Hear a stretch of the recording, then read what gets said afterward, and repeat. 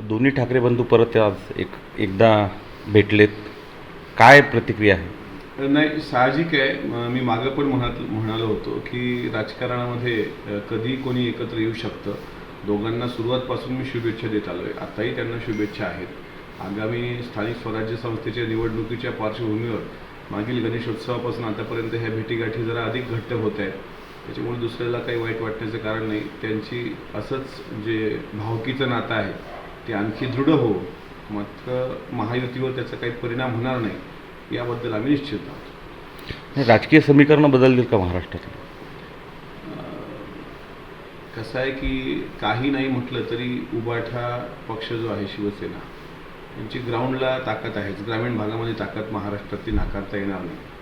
स्थानिक स्वराज्य संस्थेमध्ये त्यांचा एक फायदा त्यांनी ज्यांच्यासोबत युती केली त्यांना होऊ शकतो. महायुतीवर त्याचा परिणाम नक्की होणार नाही, पण दोघांच्या एकत्र येण्यानं त्यांच्या पक्षाला त्याचा अधिक फायदा होऊ शकतो.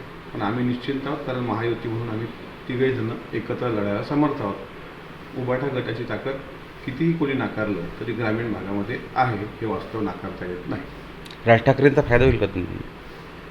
त्यांचा महानगरपालिका मुंबई किंवा नाशिकसारख्या महानगरपालिका जिथं त्यांची ताकद आहे त्या ठिकाणी होऊ शकतो, पण फारसा परिणाम होईल असं मला वाटत नाही.